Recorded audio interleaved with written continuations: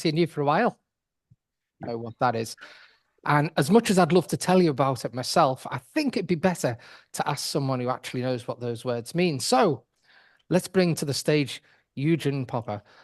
As you've noticed, I've bumped into Eugen a couple of times here and there. What a lovely guy, and such a fountain of knowledge, and just a great guy. I like people like that. You know, they're very noticeable to me.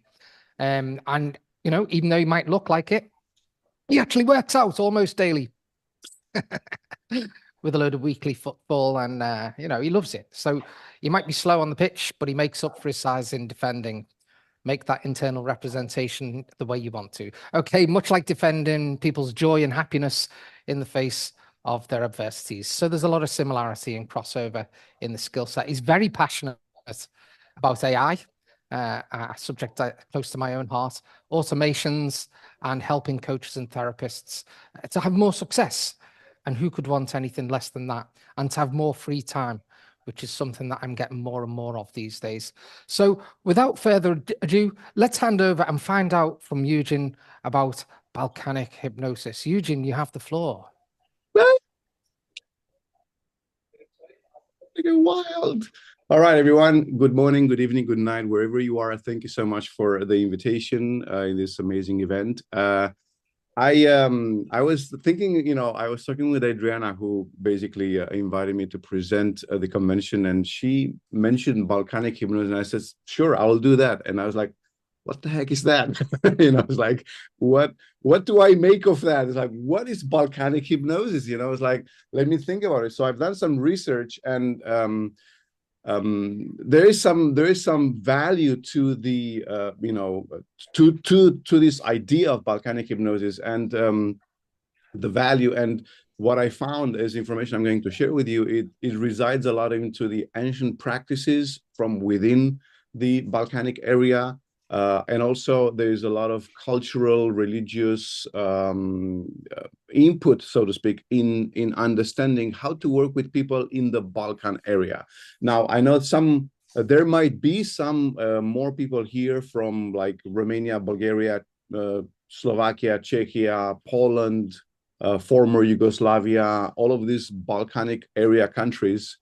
Most of them which are actually speaking Slavic language, and there's something to this I'm going to mention soon.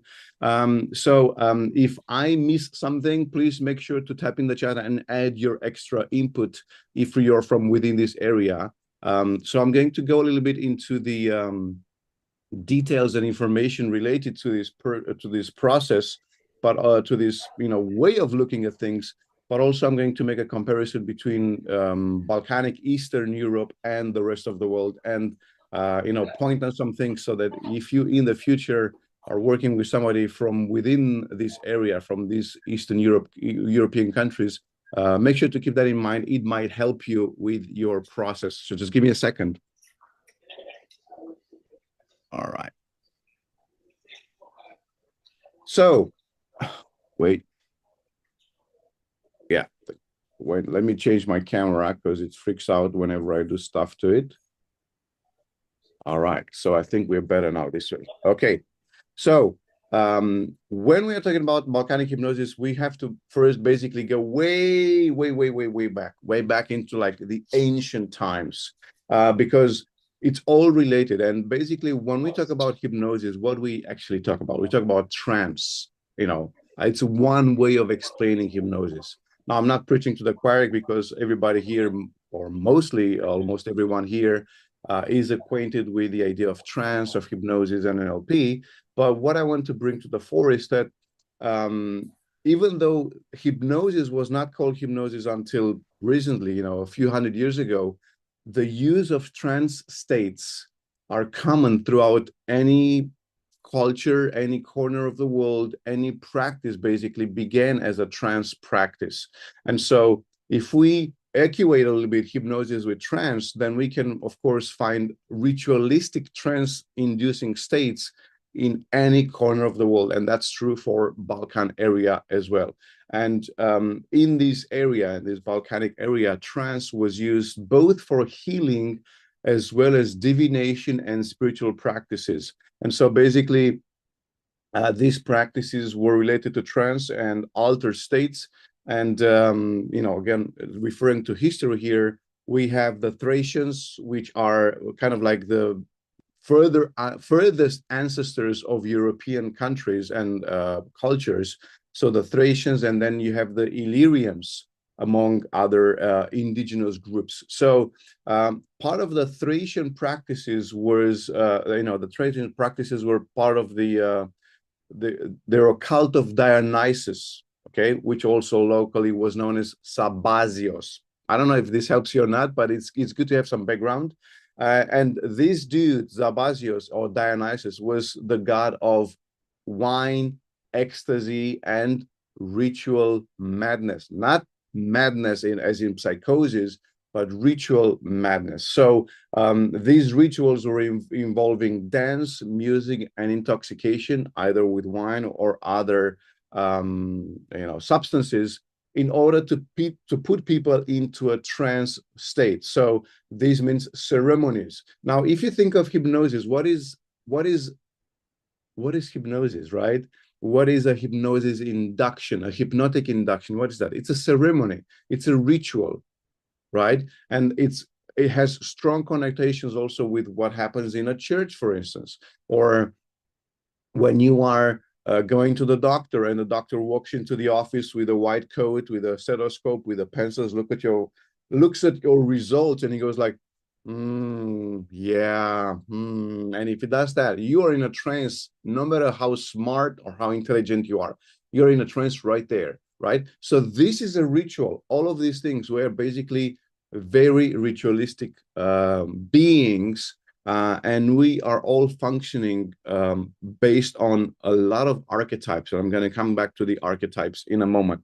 So, like I said, we mentioned, you know, Thracians and their rituals and their ceremony, and then you also have what is called Orphic mysteries, which are associated with the mythical poet Orpheus.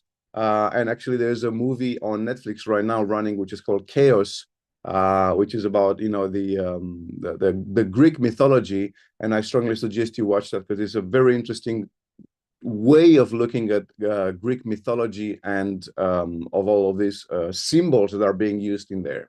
So we have, like I said, a mythical poet Orpheus and rites focused on soul purification and immortality. Now, like I said, some rituals and some practices are focused mainly on healing, whereas others are focused on divination and spiritual practices. And like, for instance, here with Orpheus, we have soul purification. And if you're, you know, familiar with hypnosis and NLP practices, for instance, in hypnosis, you have a technique which is called the gray room, which is basically a purification, like a purification method, so to speak, or cleaning up method for the unconscious mind, which is very similar, if you will. You know, you can put them in parallel, you know, this purification, soul purification from the Orpheus mythical rituals, and the gray room from nowadays, which is again a practice that can help someone clean up their unconscious. And this light going on and off here has mystical purposes. You see, it just goes on and off like that. I don't do anything, it just goes. I have this light flickering, but it's just to induce you a deeper state. I'm just throwing that in there.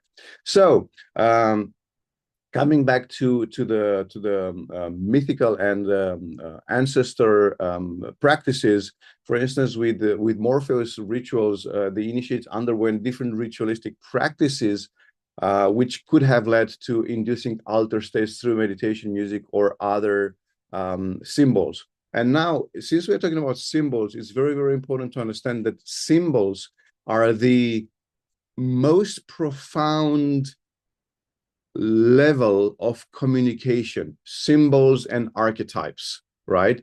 So, for instance, if I do this gesture, this is a symbol. If I do this, this is a symbol. If I do this, this is a symbol.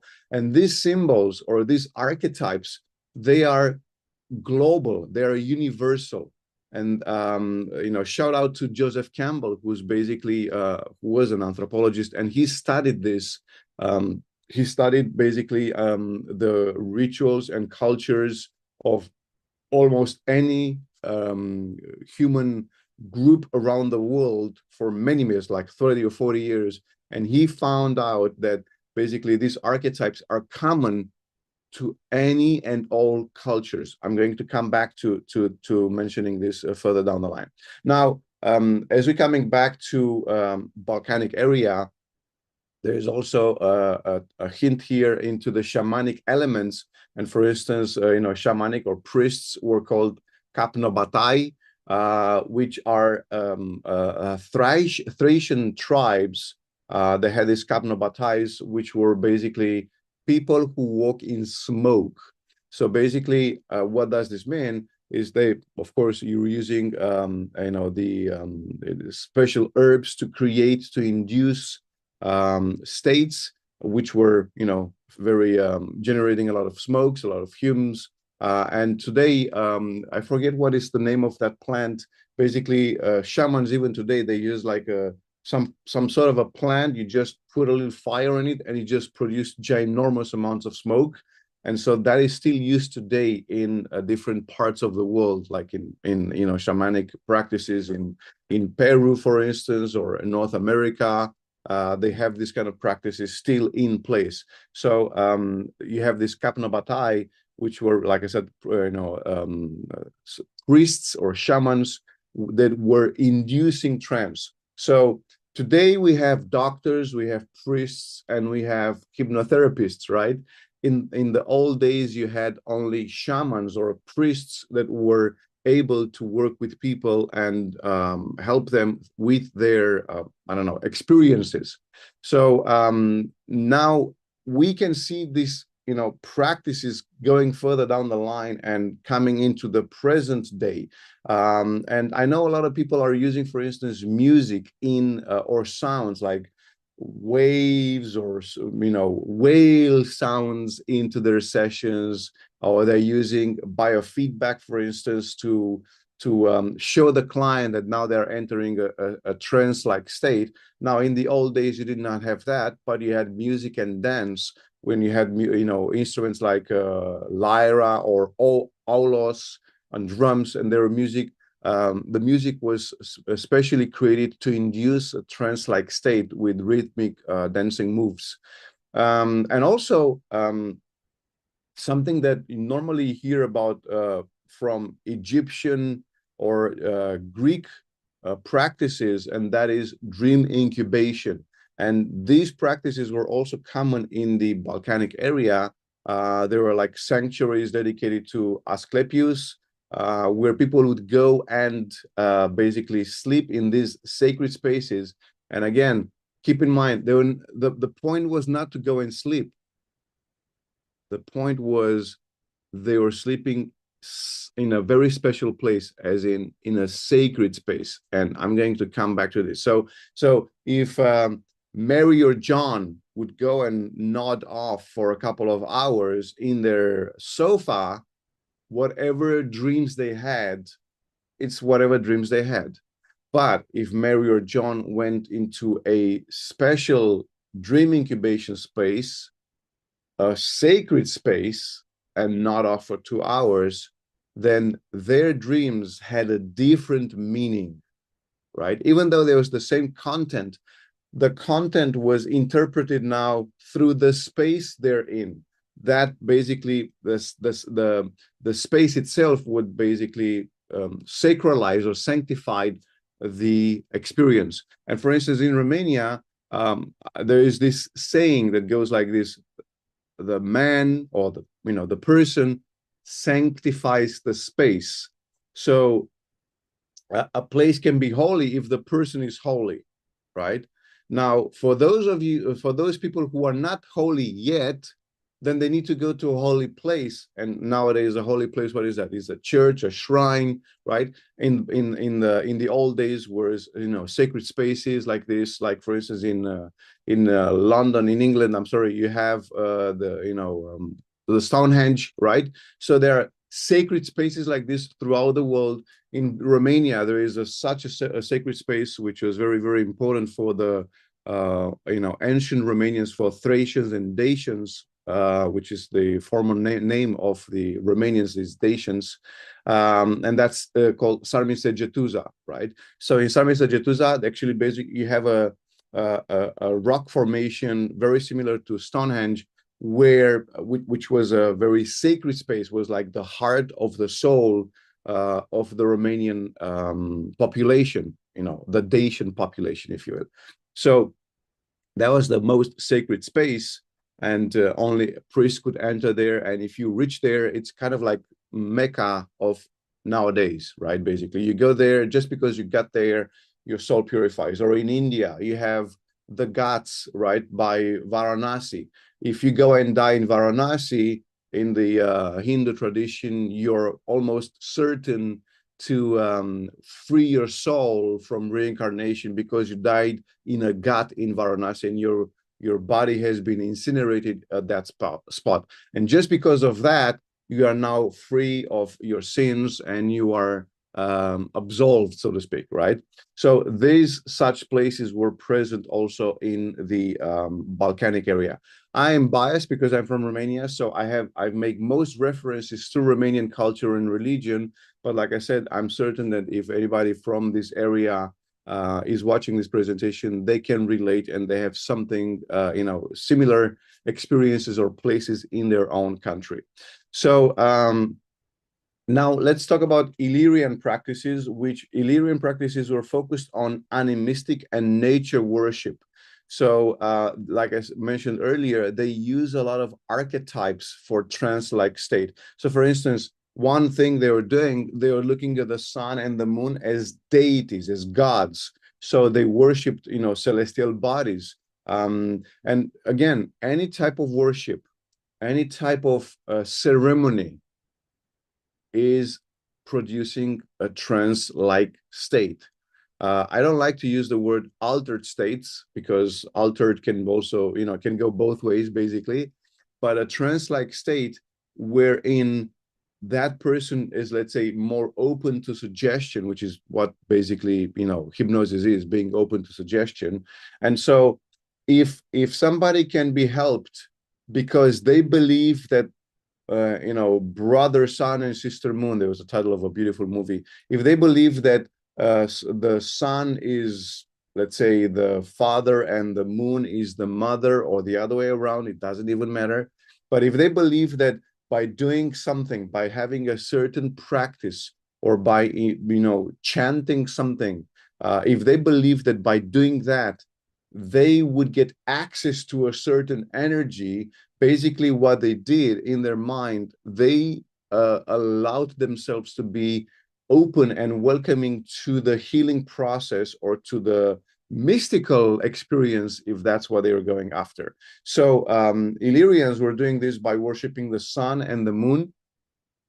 And because of that, of course, they were doing certain ceremonies at specific times and dates to harness this cosmic energy. So like the summer solstice or the equinox, these are very, very important times in the year where they would perform these ceremonies to worship, sun or moon or whatever other planets, right? And today we don't call them the father or the mother, sun or moon. Now we call them, astrology, and we look at that. I'm not down talking astrology. I'm just saying that these practices, they still exist today in different shapes and forms, and they actually are kind of like the building blocks of our present day belief systems. And again, I'm going to come back to that in a moment.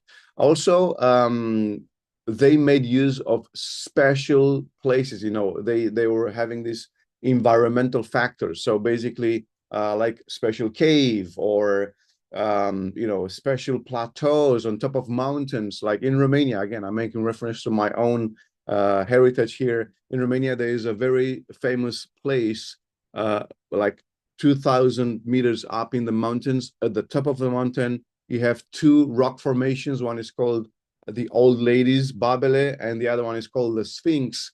And these are like hundreds of tons of rock, which is just one giant boulder, which is a few hundred tons. giant boulder, which is on top of the mountain and looks like the face of a person. If you look from the side, it looks like a human head. And what is very particular about these rock formations is that these rocks, they are of a different structure than the entire mountain. So the mountain has this XYZ structure. And let me compare this, like, let's say you have aluminum, and then on top of this aluminum mountain, you have iron or silver boulder, right? So these boulders, they're of a completely different structure than the rest of the mountain. And of course, this can fire up, people's imagination, like how did they get there? What is the purpose and whatnot? So these formations are on top of this mountain. Now, are they special in and by themselves, or are they special because people perceive them as being special? And then I would tend to side with the latter, and because basically whatever we believe to be special automatically becomes special to us. And if something is special to me, then it's going to have a special impact and influence in me. So coming from a let's say hypnotic background now, from a practice, if you are able to work with a client and find out their buttons, find out what is special to them, then you can use exactly that to help them achieve their transformation, their results. So if you know that for them it's very special to, I don't know, be sitting quiet in a cave, then you can tell them to do just that, or create a hypnotic script where they are in a cave and they're doing their own practice. And I'm going to come back to this again just in a few moments now. So I said, special places like, groves, caves, plateaus, different locations around the world, but also these rituals were including fasting and sensory deprivation.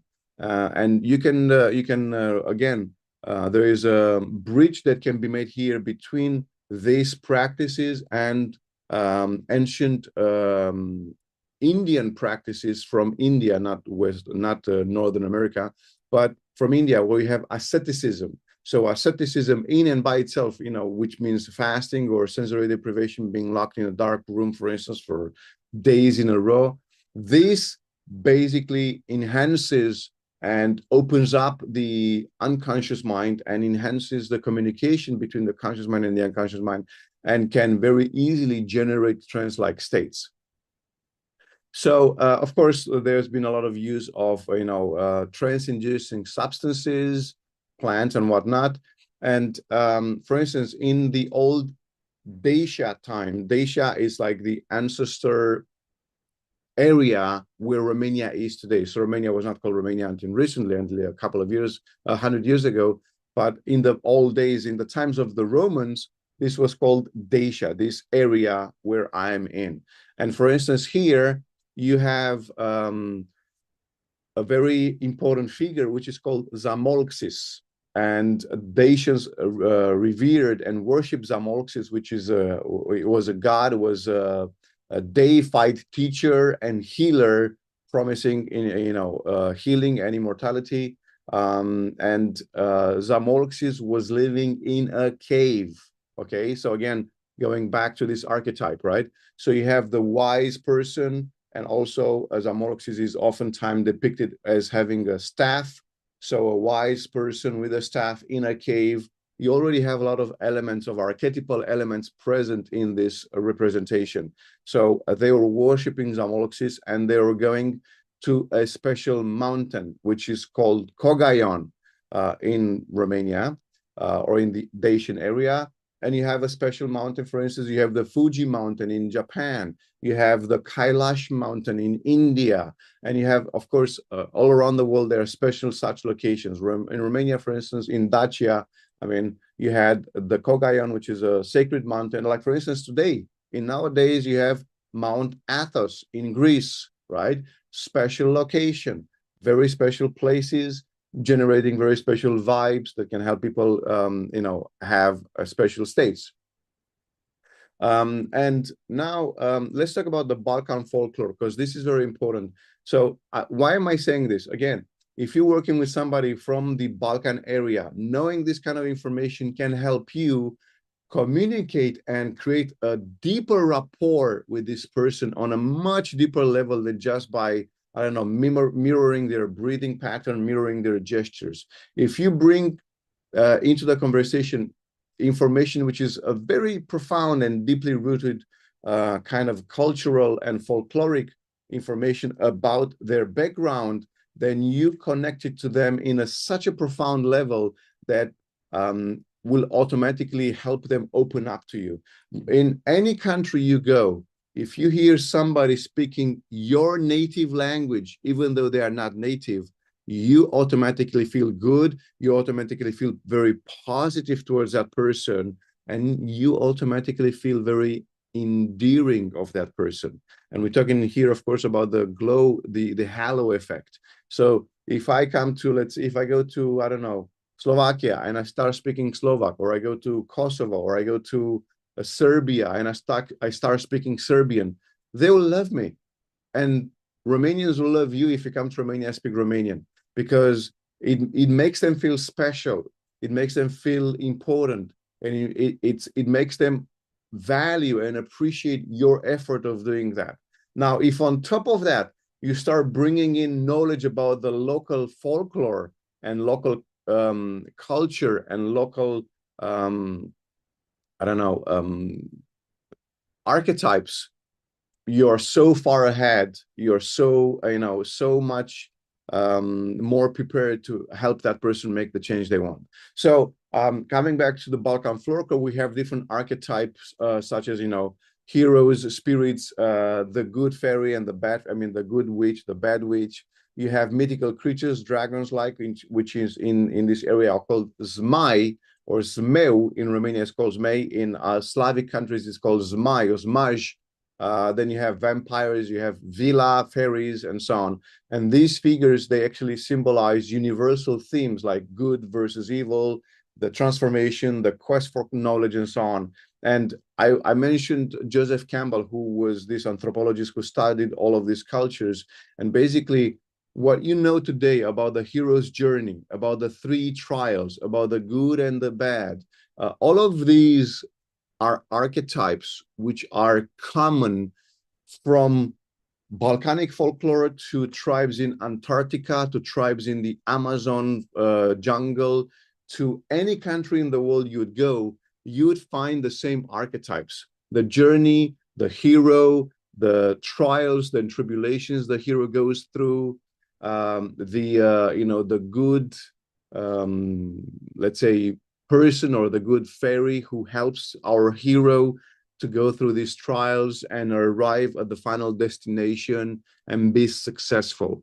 So if you keep that in mind, you can actually use this in your interventions with clients, because these archetypes, like I said, they are pertaining to any culture, to anyone. And in Romania and in Balkans, you basically, if you use the words like, Zâna cea bună, the good fairy, or if you use the word Zmeu, which is a dragon, it is a negative.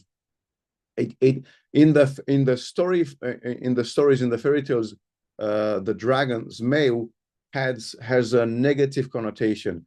But today, if you say to somebody that he is a Zmeu, he's brave, he's powerful, and he goes boldly to achieve something, right? He's like a Zmeu, right? So if you can use this in your interventions, then you can have more results, I would say. And of course, you can use stories and metaphors and also heroic stories from Balkans. Now, Balkanic people are very nationalistic, right? So I made all of this history introduction to get to our, to nowadays perception and to understand the mentality. Because if you understand the mentality of Balkanic people, then you can help them much more than just doing a regular session, so to speak. So in the narrative structures of these stories, you have, there is always a journey happening. Somebody does something and then they have to go on a journey to fix it and to come back with the prize and win this prize. And like I mentioned a few times already now, Joseph Campbell brought this to the world in a beautiful way. And actually, I don't know if I'm making here a small parenthesis.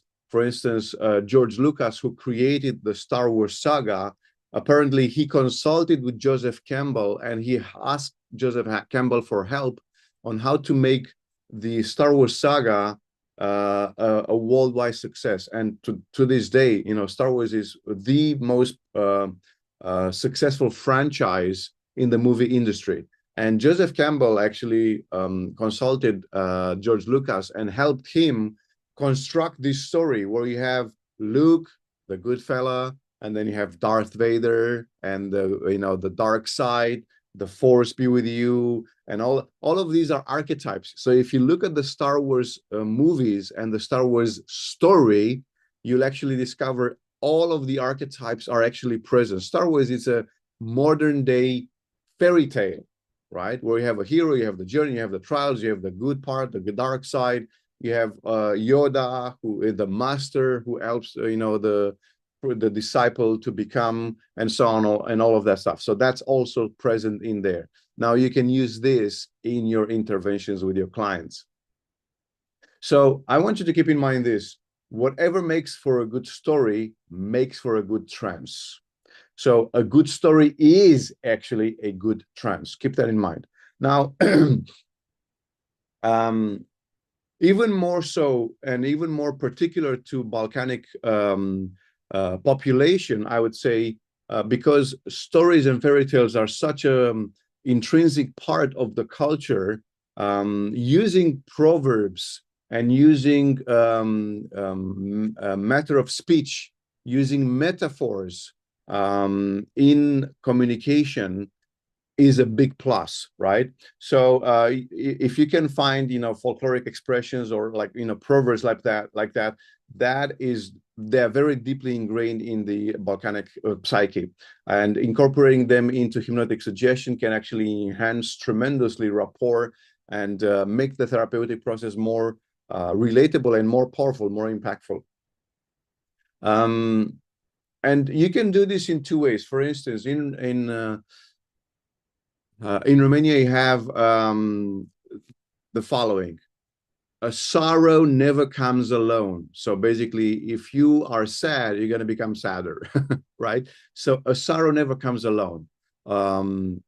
And if you know this, and if you know the exact word, basically, and you work with someone, you can actually twist this, and then you can change it to a joy never comes alone.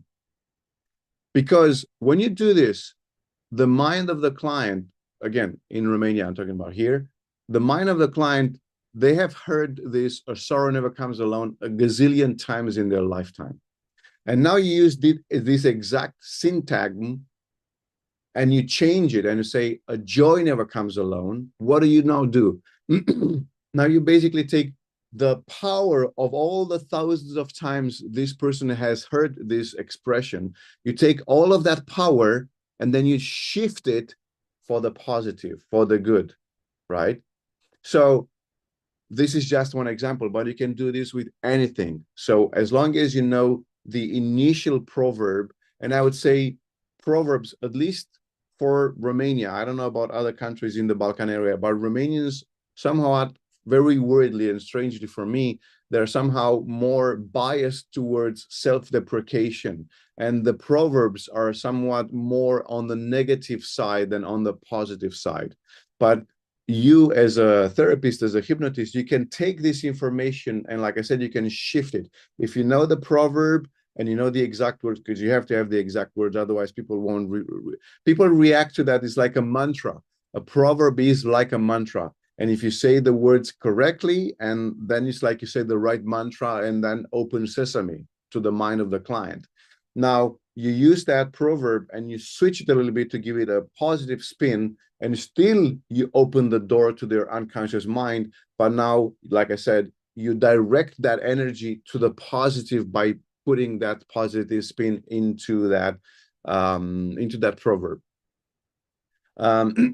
So again, in Romania, if you refer to Zamolxis and if you refer to the ancient god or whatnot, will help people to actually open up more towards you. Again, for instance, Bulgaria, which is neighboring Romania, they have a ritual called kukeri. And in this ritual, it involves participants dressing up in elaborate costumes and masks to ward off evil spirits. You have the same in Romania. In the countryside, you have like ginormous masks, like, with horns and whatnot, to ward off evil spirits. And also, of course, rhythmic dances are very popular.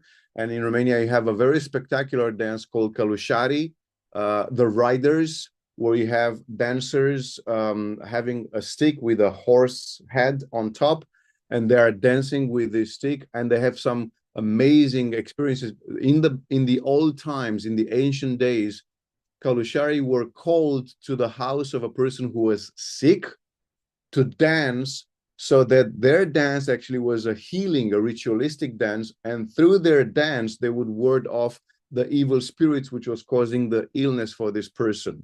So many times, like I said, in the ancient days, for those who could afford it, they would call out, bring me. They didn't have a doctor, but they had Kalushari. So they brought this, group of men. It's just men practicing this dance. So they were bringing up these men with 10, 20, 30, whatever, depending how strong the spell you want that to be. And so they were coming, they were dancing for 5, 10 minutes in front of the house, and then they would leave. And by doing so, the person who would fell ill would feel better. I can give you a link to see this dance. It's very beautiful. Also, in the Balkanic area, there is a strong belief in the evil eye. All right. So this concept of evil eye, or urok, as it's called in the Balkan area, is very, very prevalent and is very strong. Even today, when somebody feels bad, feels ill, has a migraine, common people would automatically refer to, maybe you've been evil-eyed, right? Maybe you've been evil-eyed. And then they have protective rituals to help them. So, for instance, to ward off evil eye, you have to say a spell. Now, this is very important, because this spell, you cannot learn it. So if somebody knows the spell to ward off the evil eye, so let's say your daughter is beautiful, and people say, oh my God, she's so beautiful, she's so beautiful. Well, because people say that, now your daughter starts feeling bad, right? And we say that somebody of those people who said she's so beautiful, basically they kind of like put a spell on her, and now she feels bad. She feels sick, basically. So what do? You have to say the magic words. You have to say a spell to break the spell which was put on her unwillingly. It's not like somebody had an evil intention to put a spell on her. Basically, they just appreciate her beauty, and then she couldn't take that energy, and now she feels ill. So in order for you to break that spell, you have to say your own spell. Now, this is actually a special, again, like a special formulation, kind of like a special mantra, but it doesn't have any power if I tell it to you. If I know the spell to break the spell, if I tell you that, it won't have power. So what do you have to do? You actually have to steal it from me. How do you steal it from me? You listen to me when I speak it, and then you try to remember the words. And this is done very fast. So you have to hear me several times until you can catch it, because it has a lot of words. It's done very fast, and it's very whispered. So I'm not like, and let this go on and take off the spell. And it's like, no, it's like, whisper this, and I say very loud voice, right? So you have to be very careful, and you have to be very attentive to steal that from me. And once you've done it, you inherit it, right? Now, for people who cannot do that, you can actually say the Our Father prayer from Christianity, and then that can actually have several similar effects as in wording of the spell. Now, let's bring this to present day. I have, several information here, but I want to make kind of like come to a conclusion with my presentation. And I just want to say this: Balkanic population has a few particularities which are very important to keep in mind. And I would say very important they are very proud people. They're very proud people, and they're willing to die for their values. Balkanic people are very focused on family, and they're very traditionalist. And they are, their roots are very, very important to them. Their ancestry is very, very important to them. So this ancestral lineage is a key aspect of their identity, and their family histories and genealogies are valued and often known in very, very big detail. So let me give you an example. If in the West, you are what you are today because of your efforts and your personal achievements, in the Balkans, you are what you are today because of your ancestry and your family's efforts and results, and not so much because of who you are and because of your own achievements. So in the Balkanic area, it's, family and ancestry is very, very powerful, and do not mess up with this, because if you do this, you are done. You're done and gone. And like I said, Balkans are very, very fierce when it comes to protecting their values and their beliefs, and they will uphold and protect their value, their culture and religion, to their death. And religion in Balkan area is very strongly leaning towards Christianity, mostly Orthodox, but not only. But Christianity is very powerful. Religion is very powerful here. So make sure to understand, if you're working with someone, make sure to understand if they are religious or person or not. And if they are, make use of that, make use of that, mention God in everything you do and say, and then you have an extra deeper level of rapport with this person. Treat them, Balkanic people are very friendly and welcoming, as long as you treat them fair and equal, which is something that, I again, keep this in mind. Balkanic people have a beef with Western countries, right? They have a big, huge beef with Western civilization, Western culture, Western values, and they feel they have been wronged by Westerners. And even though they've been tramped on by Russians, for instance, they don't have such a beef with Russia. They have a huge beef with Westerners. And they feel, rightfully so or not, this is not the point of this conversation now, but they feel they've been wronged by the Westerners. They feel that the Western values are not the real values. And they do not like to be pushed around and told what to do. Okay, this is very important. And something which is kind of undermining the mentality of a Balkanic person is that they have a sense of entitlement on their suffering.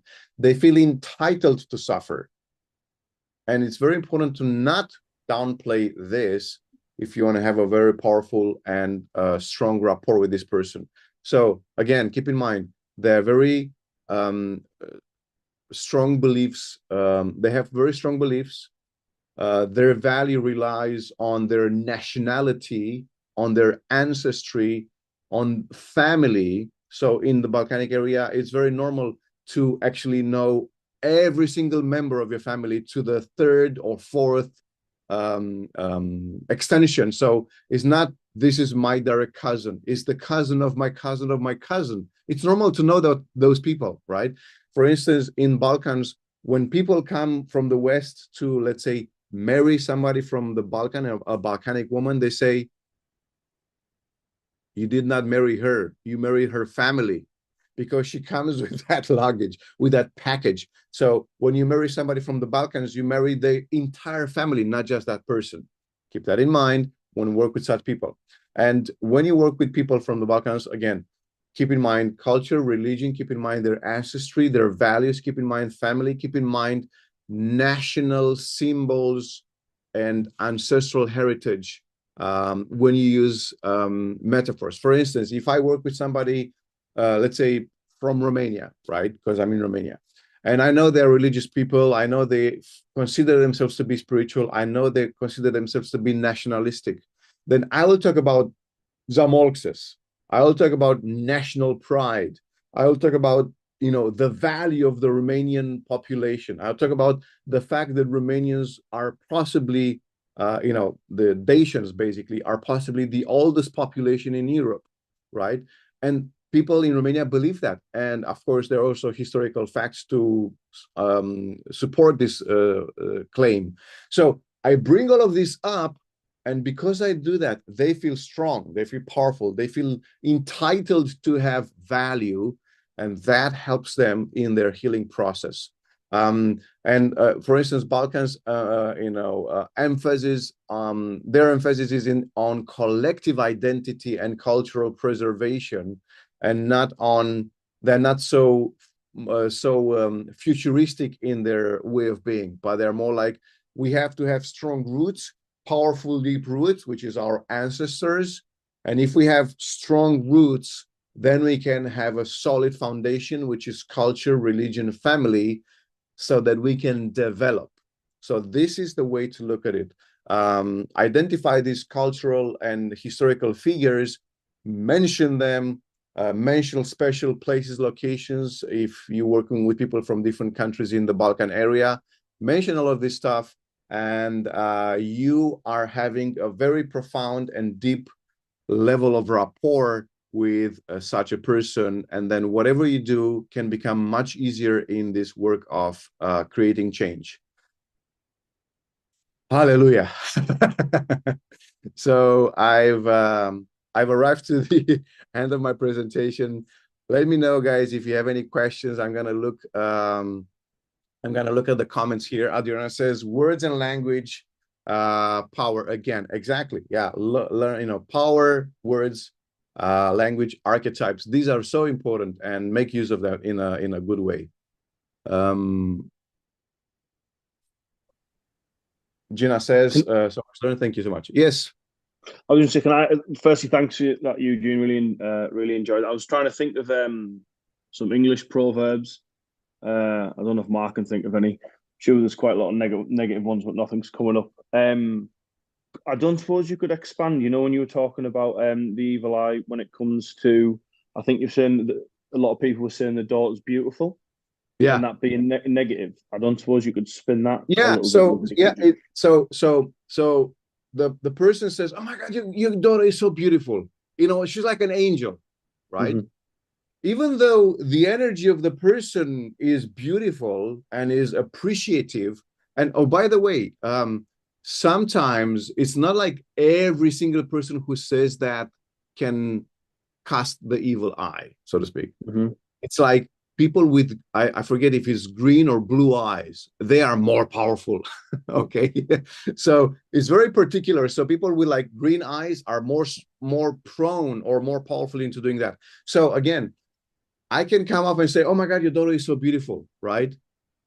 But it's like I'm giving so much appreciation, and this is my own explanation. I have no other explanation, but I can just share what I'm thinking. So she's getting so much appreciation that she basically can't take it. She can't bear it. It's like it's too much overflowing. Can't process it. And it's not processing, because it's not like this is happening without even her knowing. It's not like she knows she needs to know that. She's not like she's hearing it, and because she's hearing it, this happens. It's like an energy level, right? So I can look at her from a distance, like, "Oh my gosh, she's so beautiful," and that happens.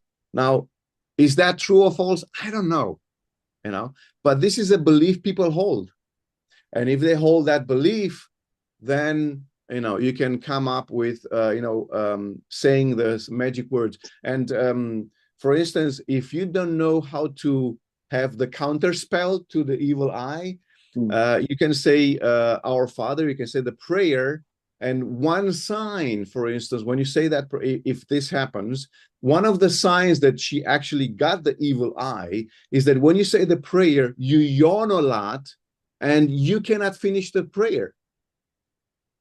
right?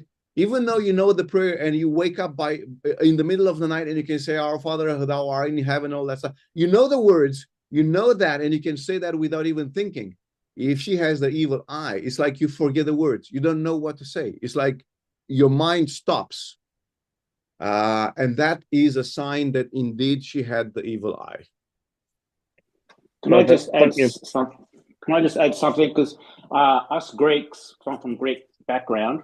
Yes. We have something very, very similar that actually is called the evil eye in Greek. Yeah. Domati, they call it. And it's amazing that you're saying that, is that you can get like a 3-year-old or 4-year-old kid that like he's just gone from being happy to being really, really sad. And that's what we say as well. If we actually like say something that's really, really nice for that child, it actually gets sick. And when the person that knows that type of thing and does it as an example, right? They do yawn a lot, right? Yeah. They do like they actually start sweating and all sorts of things happening. And it's just amazing the transformation of that child after a few minutes is back to being normal. Exactly. Absolutely amazing. Thank you so much. Yeah, that's exactly true. And one other thing they can do, I forget now, but it was like a test. So let's say you have a glass of water, and then you put what do you put? You put like a cork or something with a needle in it. Like for instance, Arthur says water and oil. So you put that and you ask, is this happening? And something happens with the water and whatever you put in it. And it's like, that's a sign that this has an evil eye. And now you go ahead and do your thing. I've done this myself, I have to tell you. Yeah. I've done this with people. I was trying to say Our Father. It took me 5 times to complete it once. So I was saying the prayer, and then it's like, what am I saying? And then because I was like coming out the wrong words, like, what the fuck is happening? And then I start over again and again. And I try like 4 or 5 times until I completely finished. And I was yawning. I was tearing up through so much yawn. I could not say the prayer because I was yawning so much. And I was just like, now I'm normal doing nothing. And then I start doing this and I can't finish my sentences. And once you've completed saying the spell, the person is like that. It's like, within a few minutes, she's feeling well. She's like, I have nothing. I don't know what's happening, but something is happening. Yeah, with a lot of Greek people, they've actually got little eyes that they actually wear as necklaces and to have around their houses also that don't get that evil eye. Yeah. These are very important things too. I mean, I would say they're important. Now, of course, you do with them whatever you will, but I think they're important things to keep in mind and play to these values and virtues. If you keep that in mind, and if you basically check all of the boxes: culture, religion, family, ancestry, proverbs, metaphors, special places, special figures, and whatnot. If you do that, if you touch on that chord of national pride, that is very, very powerful in Balkanic area. National pride is super, super intense, super powerful. They're not so all-inclusive as in the Western society, and they take pride in not being that, right? So keep that in mind and make use of that when work with such clientele. Thank you very much. Of course, my pleasure. Thank you. Thank you for the question. Anyone else got any questions for Eugen? I'm sure as before, you'll hang out in the chat zone afterwards, won't you, Eugen? It's been blowing up in the chat while you've been speaking, I must say. Awesome. Well, I basically just started and looked in the chat when I finished, so I didn't see if there are any other comments. Let me know. Like for instance, we have Sophie Hills who says it's the same here in Australia. We have several birds for this. Okay, like referring to another comment. Yeah. So yeah, guys, this is very learning for me as well. Like I said, I basically took this as a challenge from Adriana. So Adriana, thank you for the challenge. I took it on as a challenge, and I feel good with this with the outcome. I think it was good. And so thank you so much for indulging me, and thank you so much for your presence here. Now, Candace was asking me to share with you, if I have any special offers, and I do have a special offer. I don't know if it's okay to leave this in here or not. I basically have done several events and courses and programs over the years. Adriana graced us with her presence in a few of them. I have all of my courses and programs and summits. I think there are about 12 of them. I put them all together into a membership. So if you want to have access to amazing presentations and courses and programs from some of the best teachers around the world, I can share that knowledge with you. I can share that information with you. Again, I'm asking permission from Adriana or Candace or Bogdan if this is okay. Of course, you can reach out to me. If you want to reach out to me, simply email me, contact@eugenpopa.com, which is my name. And that's pretty easy to know how to find me. So yeah, basically in this membership, I put, I think, like I said, about 10 different summits, which is about 500 presentations on NLP, hypnosis, healing trauma.